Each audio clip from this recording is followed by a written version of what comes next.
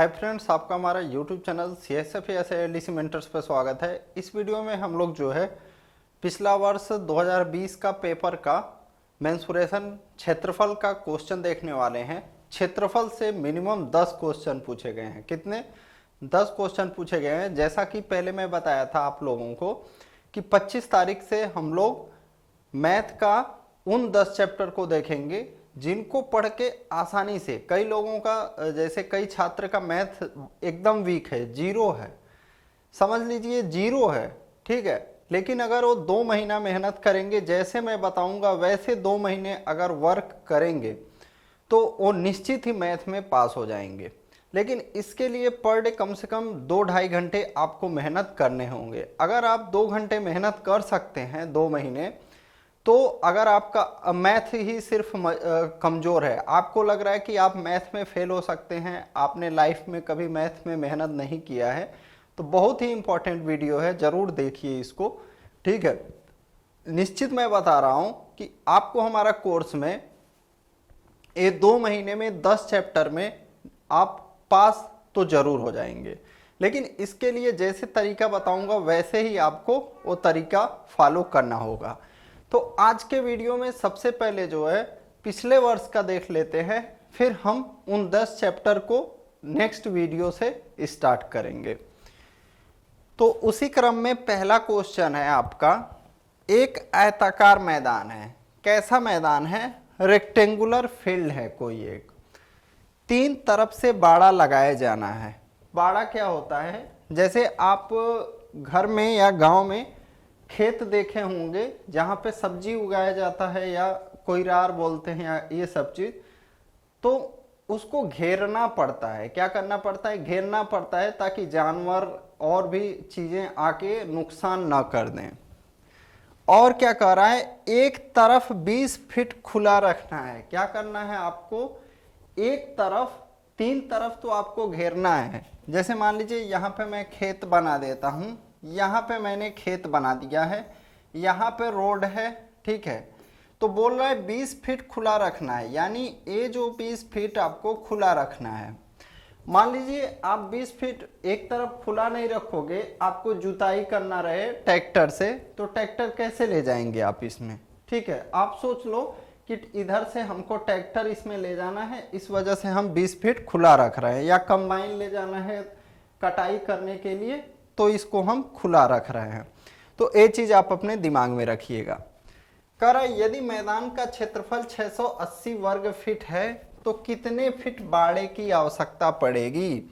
यानी तीनों तरफ से इसको क्या करने के लिए, इस 3 तरफ से घेरने के लिए कितना फीट बाड़े का आवश्यकता पड़ेगा? तो सबसे पहले देखिए, अगर आपको बेसिक चीज पता होगा, कई लोगों को लगेगा कि बहुत घुमा दिया गया, ऐसा कर दिया गया, ऐसा कुछ भी नहीं किया गया है।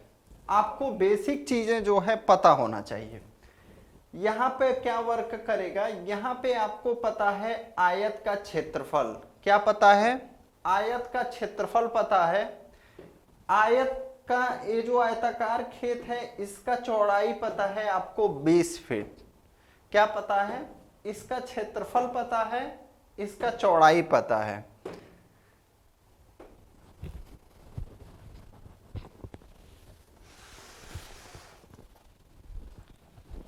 अब हमें क्या करना है?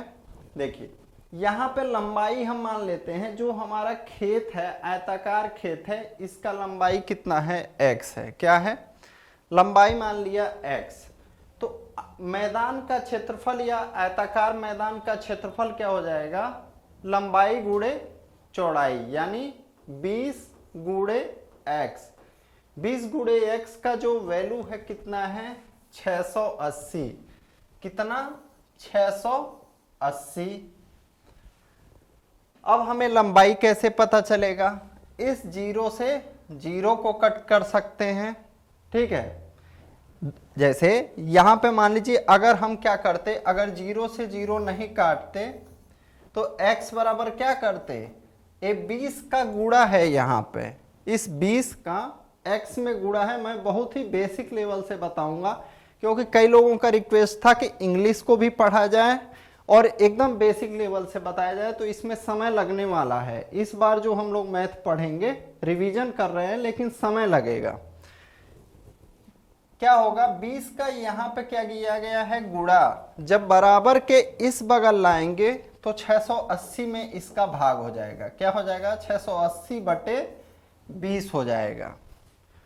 अब यहाँ पे आप 0 से 0 काटेंगे, 2 से 68 में भाग देंगे, कितना आ जाएगा, 34 आ जाएगा। कितना आ जाएगा, x इज इक्वल टू 34। कितना हो जाएगा, x इज इक्वल टू 34 हो जाएगा। यानी आपका आयताकार खेत का लंबाई कितना आ गया, 34 आ गया। हम एक बार फिर से इस खेत को बनाते हैं समझने के लिए, थोड़ा बड़ा बनाते हैं, ठीक है।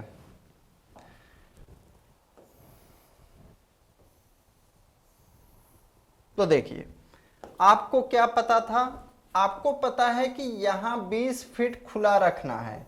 जब ये चीज हमारा 20 फीट है तो ये चीज भी हमारा 20 फीट होगा। और लंबाई हमारा कितना आ गया, 34 आ गया। और बाड़ा कितना दूर लगा रहे हैं आप, ये पूरा आप बाड़ा लगा रहे हैं, ठीक है। ये क्या लगा रहे हैं आप, बाड़ा लगा रहे हैं। ये जो है क्या हमारा है, बाड़ा लग रहा है। तो देखिए कितना बाड़ा का आवश्यकता होगा। तो यहां से जब आप स्टार्ट करेंगे तो 34 फीट तो ये चीज हो गया। फिर यहां से यहां आएंगे, 34 और 20 कितना हो जाएगा, 54। फिर 54 में आपको और 34 फीट ऐड करना होगा। तो 54 में 34 ऐड करेंगे, हमारा कितना हो जाएगा, 88 फीट। कितना फीट हो जाएगा, 88 फीट इसका आंसर हो जाएगा। तो कोई भी इसमें कठिनाई नहीं था। अगर आपको कई बार प्रैक्टिस रहेगा, बेसिक पता रहेगा, तो क्वेश्चन जो है ये प्रैक्टिकल होते हैं तो टफ नहीं लगेंगे। अब अगला क्वेश्चन देखा जाए, और इसको मैं ऐसे कर देता हूं, थोड़ा नाइट मोड में, क्लियर दिखेगा। यहां पे क्या कह रहा है, संपूर्ण त्रिभुज। कैसा त्रिभुज है, संपूर्ण त्रिभुज की एक भुजा। संपूर्ण त्रिभुज का मतलब ये आपका समकोण त्रिभुज है। कैसा है, समकोण त्रिभुज है, 126 सेंटीमीटर है। यानी कोई एक समकोण त्रिभुज है, उसकी एक भुजा कोई 126 सेंटीमीटर है। कितना है, 126 सेंटीमीटर है। फिर क्या कह रहा है, विकर्ण और दूसरी भुजा के मध्य अंतर 42 सेंटीमीटर है। कितना है, विकर्ण और दूसरी भुजा के मध्य जो अंतर है कितना है, 42 सेंटीमीटर है। यानी इसमें और इस भुजा में डिफरेंस कितना है, 42 सेंटीमीटर का है। तो हम मान लेते हैं जो परपेंडिकुलर है यानी लंब है कितना है, x है। और हाइपोटेनस जो आपका है ये कितना हो जाएगा, अंतर कितना है, 42। तो ये कितना हो जाएगा, x प्लस 42। क्या हो जाएगा, x प्लस 42। एक बार इसको भी, इंग्लिश को भी पढ़ देते हैं। One side of A complete triangle is 126 centimetre. यहां पे क्या कह रहा है, किसी कंप्लीट ट्रायंगल का एक भुजा 126 है। The difference between the diagonal and the other side is 42 centimetre. यानी डायगोनल और अदर दूसरा जो भुजा है उसके बीच में डिफरेंस 42 सेंटीमीटर है। तो आपको निश्चित पता है डायगोनल आपका बड़ा होगा। तो हमने क्या किया, परपेंडिकुलर को x मान लिया और डायगोनल को x plus 42। What is the length of the diagonal, यानी x प्लस 42 का वैल्यू बताना है। क्या करना है आपको, x प्लस 42 का वैल्यू बताना है। तो यहाँ पे आपको पाइथागोरस प्रमेय पता होना चाहिए। नहीं पता है तो आप लिख लेंगे पाइथागोरस प्रमेय। पाइथागोरस प्रमेय क्या होता है, ये चीज आपका क्या हो गया, आधार हो गया। इसको आप क्या लिख सकते हैं, बेस। ये आपका क्या हो गया, लंब हो गया, परपेंडिकुलर, ठीक है। इसको हम a लिख लेते हैं, ए हमारा कर्ण हो गया, इसको सी लिख लेते हैं। तो जो कर्ण का स्क्वायर होगा यानी सी का स्क्वायर इज इक्वल टू लंब के स्क्वायर और आधार के स्क्वायर के बराबर होगा। ठीक है, तो ये फार्मूला आप याद रखेंगे, कर्ण का स्क्वायर बराबर लंब का स्क्वायर प्लस आधार का स्क्वायर। क्या डायगोनल का स्क्वायर करिएगा तो परपेंडिकुलर का स्क्वायर और प्लस बेस का स्क्वायर। क्या डायगोनल का स्क्वायर जो होगा हमारा परपेंडिकुलर का स्क्वायर और बेस के स्क्वायर के बराबर होगा। यहां पे हम इसको बड़े में लिख लेते हैं और सॉल्व करते हैं।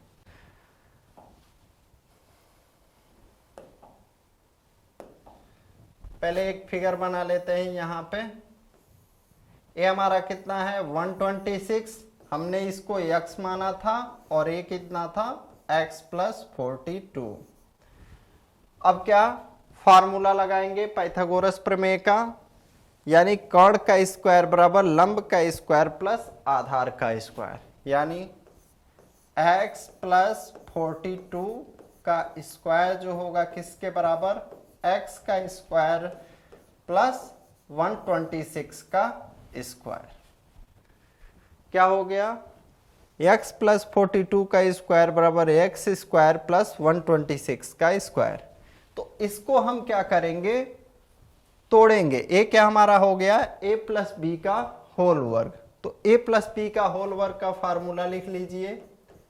जो भी फार्मूले आएंगे आप लिखते जाएंगे, a square plus b square और प्लस 2ab। ए भी आपके एग्जाम में पूछा गया था, ए डायरेक्ट फार्मूला ही ए वाला पूछ दिया था, a square plus b square plus 2ab। तो क्या हो जाएगा, इसको जब हम करेंगे तो x स्क्वायर प्लस 42 का स्क्वायर प्लस ये 2 लिखेंगे, हम क्या करेंगे 2 लिखेंगे और गुणे 42 और गुणे x, ये किसके बराबर होगा, x स्क्वायर प्लस 126 के स्क्वायर के। अब आपको एक चीज ध्यान देना है, बराबर के इधर में भी x स्क्वायर है, बराबर के इधर में भी x स्क्वायर है। तो जब आप इस x स्क्वायर को इस साइड लाएंगे तो यह प्लस है तो माइनस में हो जाएगा। तो हम क्या कर सकते हैं, यहां भी हटा सकते हैं और यहां से भी इसको हटा सकते हैं। और यहां पे ऐसे कर दिए, यानी 42 का स्क्वायर प्लस 2 गुणे 42 x इज इक्वल टू 126 का स्क्वायर। तो ये कितना हो जाएगा 84x हो जाएगा। कितना हो जाएगा 84x। और इस 42 के स्क्वायर को हम इस साइड ले जाते हैं, 126 का स्क्वायर माइनस 42 का स्क्वायर। ठीक है, अब देखिए 84x इज इक्वल टू, ये क्या है 126 का स्क्वायर। तो 126 में क्या 42 से भाग जा सकता है, हाँ जा सकता है। आप क्या करिए, यहां पे 42 का स्क्वायर कॉमन ले लीजिए। तो 42 का स्क्वायर कॉमन ले लेंगे तो बचेगा क्या, 42 से कितनी बार 126 में भाग जाएगा, 3 बार। तो क्या सिर्फ आप 3 लिख देंगे, नहीं, सिर्फ 3 हम नहीं लिखेंगे, 3 का स्क्वायर लिखेंगे। क्यों, क्योंकि यहाँ पे 126 का स्क्वायर है, तो यहाँ क्या हो जाएगा 3 का स्क्वायर। और यहाँ से 42 का स्क्वायर कॉमन लिया तो क्या बचेगा, 1 का स्क्वायर लिखेंगे, कोई मतलब नहीं, 1 का स्क्वायर 1 ही होगा। यहाँ पे क्या हो जाएगा 42 का स्क्वायर और 3 का स्क्वायर 9, 9 में से 1 घटाएंगे, यहाँ पे हो जाएगा 8 और यहाँ पे 84x। तो क्या कर सकते हैं अब, 84x बराबर 42 इंटू 42 इंटू 8। 42 से कट करेंगे इसको 2 बार, इस 2 से हम 8 को कट करेंगे कितना बार, 4 बार। x बराबर हमारा क्या आ जाएगा, 42 का गुणा करेंगे 4 में, ये कितना आ जाएगा 168, कितना आ गया 168 आ गया।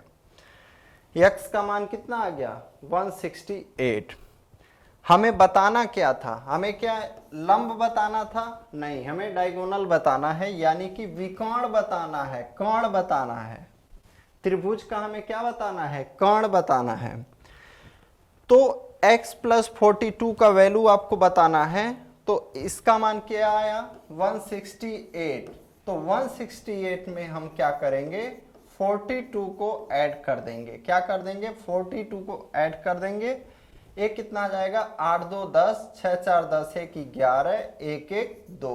हमारा आंसर कितना आ जाएगा 210। कितना आंसर हो जाएगा 210। तो इसमें किन दो सूत्रों का प्रयोग किया गया, a प्लस बी का होल स्क्वायर यानी a square plus b square plus 2ab, और आपका पाइथागोरस प्रमेय। मैक्सिमम क्वेश्चन आपके पाइथागोरस प्रमेय पर ही आधारित थे। तो मेंसुरेशन चैप्टर से मिनिमम मैं आप लोगों को 200 क्वेश्चन कराने वाला हूं। कितना 200 क्वेश्चन कराने वाला हूं। शॉर्टकट नहीं अपनाएंगे। शॉर्टकट नहीं अपनाने का मतलब ऐसा नहीं है कि आधा अधूरा पढ़ के जाएंगे। इन जो 10 चैप्टर को पढ़ने वाले हैं, समझिए इन 10 चैप्टर को ऐसा पढ़ाऊंगा कि इससे बाहर आपका क्वेश्चन ना फंसे। मतलब इन 10 चैप्टर को अच्छे से कर लेंगे तो यहां पे कहीं से क्वेश्चन पूछा जाएगा तो आप अपने एग्जाम में कर ले जाएंगे।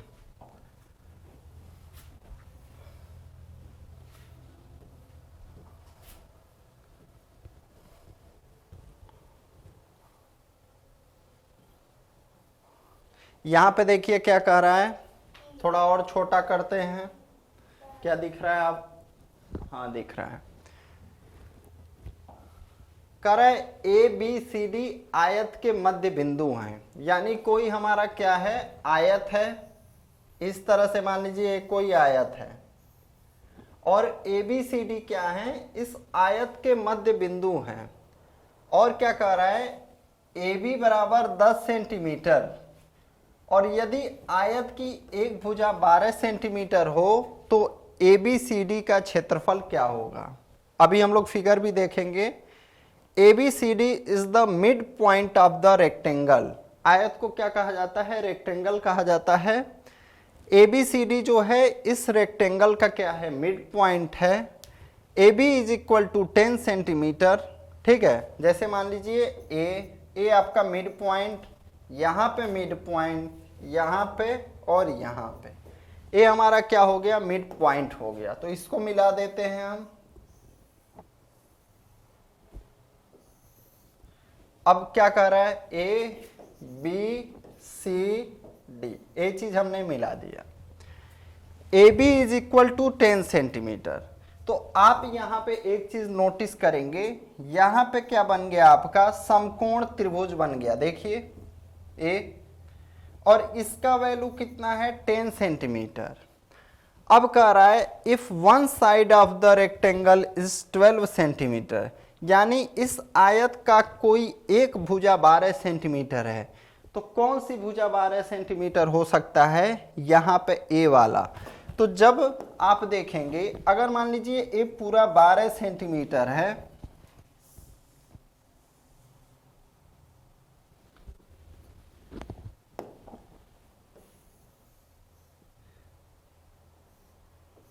ये पूरा 12 सेंटीमीटर है, तो इसका आधा कितना हो जाएगा, इसका आधा हो जाएगा यहाँ पे 6 सेंटीमीटर। क्या हो जाएगा 6 सेंटीमीटर। अब अगर इसका मान लीजिए हम इसको इस तरह से सीधा करेंगे तो ये किस तरह से बन जाएगा, इस टाइप का बनेगा। देखिए ये 10 हो गया, ये 6 हो गया। सिर्फ इतना पार्ट मैं ले रहा हूं, ए वाला पार्ट। कौन सा, ध्यान देंगे, सिर्फ हम इस वाले पार्ट को उठा के ले आए यहां पे। तो एक क्या बन गया, एक समकोण त्रिभुज बन गया। ठीक है, राइट एंगल ट्रायंगल बन गया। क्या, राइट एंगल ट्रायंगल, यानी समकोण त्रिभुज बन गया। ये ऐसा समकोण त्रिभुज है जिसका कोण जो है कितना है 10 है, आधार 6 है। आपको परपेंडिकुलर पता करना है। परपेंडिकुलर पता करने से क्या हो जाएगा, परपेंडिकुलर पता करेंगे तो आपको आयत का दूसरा भुजा भी पता चल जाएगा। क्या? दूसरा भुजा भी पता चल जाएगा। और इस तरह से कितने त्रिभुज बने हैं? 1 2 3 और 4 त्रिभुज बने हैं। कितना?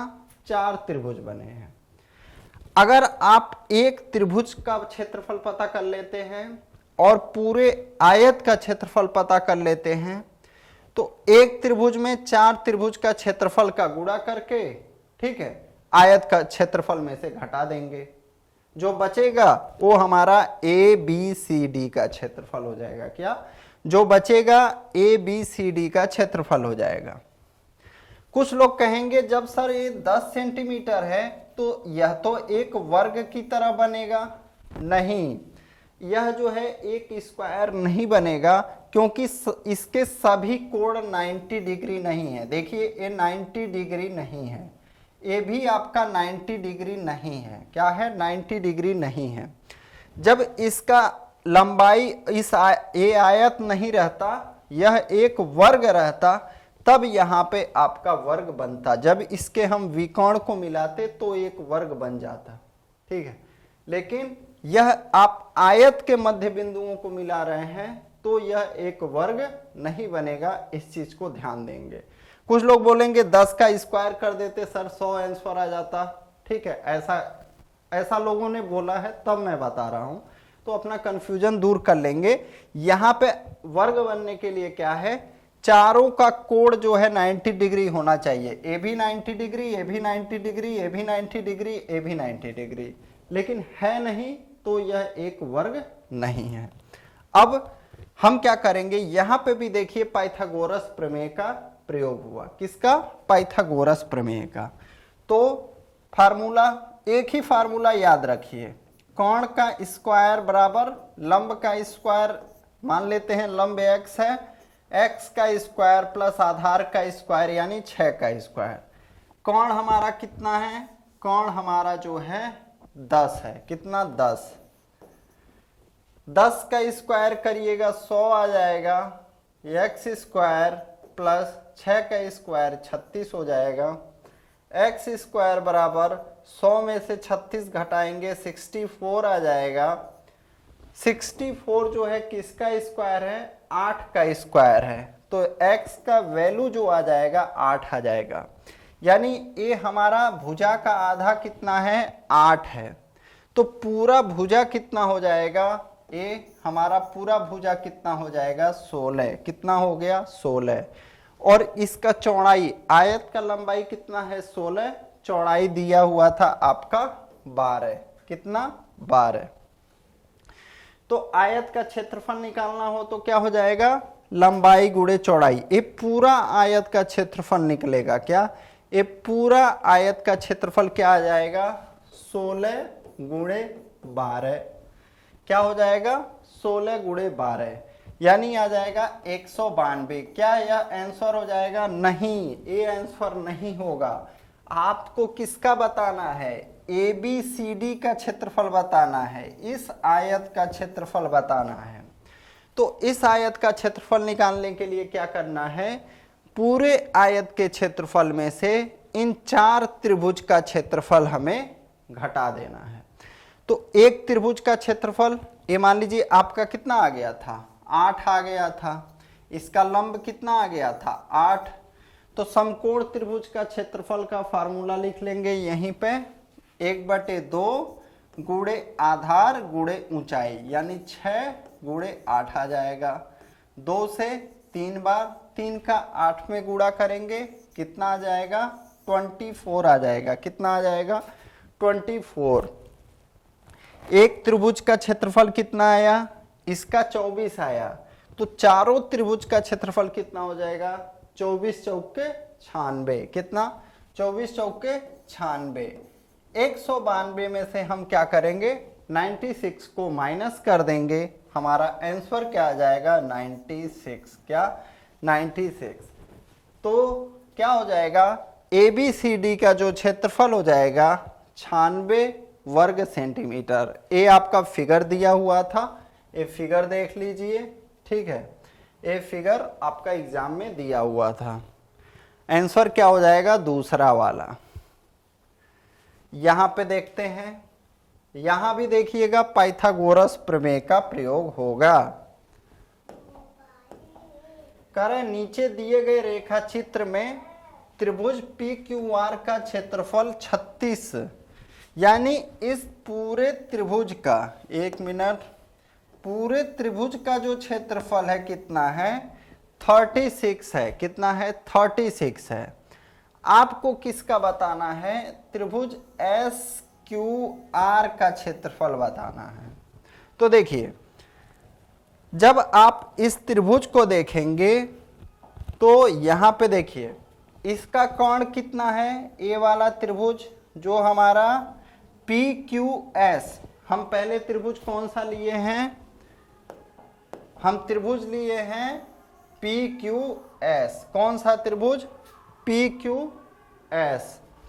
तो त्रिभुज PQS आप देखेंगे, इसका कोण कितना है? 5 है। लंब कितना है? 4 है। आधार पता कर लीजिए, यानी PS पता कर लीजिए। अगर आपको पूरे त्रिभुज के क्षेत्रफल पता है तो पूरे त्रिभुज के क्षेत्रफल में से PQS का क्षेत्रफल घटा देंगे, आपको पता चल जाएगा SQR जो हमसे पूछ रहा है। तो क्या करेंगे? देखिए, फिर पाइथागोरस प्रमेय, कोण का स्क्वायर, क्या? कोण का स्क्वायर बराबर लंब का स्क्वायर और प्लस आधार का स्क्वायर। तो कोण हमारा कितना है? 5। 5 का स्क्वायर करेंगे कितना आ जाएगा? 25। लंब है 4, 4 का स्क्वायर करेंगे 16। आधार मान लेते हैं हमारा A है। A का स्क्वायर बराबर 25। 25 में से 16 को इधर ले जाएंगे, माइनस हो जाएगा। 16 को हम क्या करेंगे? बराबर के इधर लाएंगे। A स्क्वायर बराबर 25 माइनस 16 कितना हो जाएगा? 19।